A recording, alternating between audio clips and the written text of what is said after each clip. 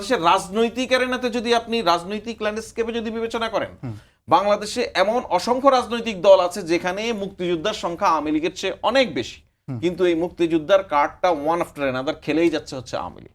এটাকে সে ব্যবসার পণ্য হিসেবে নিয়েছে, বরঞ্চ এটা মুক্তিযুদ্ধের সঙ্গে অপমাননা। সুতরাং ওটাকে ক্যাশ করে একটা কেওয়াস তৈরি করা এবং একটা ইস্যু ক্রিয়েট করার চেষ্টা করা, এটা তো পরিষ্কার সে উস্কানি দিচ্ছে। এখানে একটা সন্ত্রাসবাদ, সেখানে একটা মানে সহিংসতার চেষ্টা করছে। আপনার কাছে আমি আর 1 মিনিটে সর্বশেষ প্রশ্নটা করতে চাই, সেটা হলো যে আগামীকাল প্রধান উপদেষ্টার সঙ্গে 3টি দলের বৈঠক হবে। এই বৈঠকের বিষয়বস্তু কি ছোট করে যদি আমাদেরকে জানান। ফাইন। দেখুন, বিভিন্ন রাজনৈতিক দলের সঙ্গে মাননীয় প্রধান উপদেষ্টা প্রায় আপনি দেখে থাকেন যে কিছুদিন পরপরই এভাবে মিটিং করেন, মিটিং করে বিভিন্ন বিষয় নিয়ে আলাপ আলোচনা করেন। নানান সময় কন্টেম্পোরারি ইস্যুস আছে এবং কন্টেম্পোরারি ইস্যুস তো সব মিটিংয়েই আসে, কিন্তু আগামীকালকে 3টা পলিটিক্যাল পার্টির সঙ্গে মিটিং ডেকেছেন।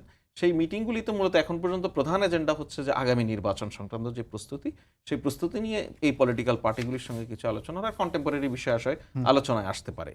এইটা একদম ধরে নিন আপনি যে ধারাবাহিকভাবে যে রাজনৈতিক দলগুলির সঙ্গে উনি নিয়মিত বসেন, আলাপ আলোচনা করেন, তারই একটা অংশ হিসেবে এটা হচ্ছে। এটা হয়তো পরবর্তীতে আরও পলিটিক্যাল পার্টির সঙ্গে হতে পারে। এটা উনি এখন মাননীয় প্রধান উপদেষ্টা মনে করেছেন যে এই 3টা পার্টির সঙ্গে আগামীকালকে উনি বসবেন, বসে ওনার, যেহেতু আপনি জানেন যে ইতিমধ্যে ইলেকশন কমিশন আগামী নির্বাচনের জন্য একটি রোডম্যাপ ঘোষণা করেছে, পলিটিক্যাল পার্টিগুলি এটাকে নানানভাবে ওয়েলকাম করেছে, কেউ কেউ এর ক্রিটিসাইজও করেছে, আবার এটাকে মানে অ্যাপ্রিসিয়েটও করেছে নানান প্রক্রিয়ায়।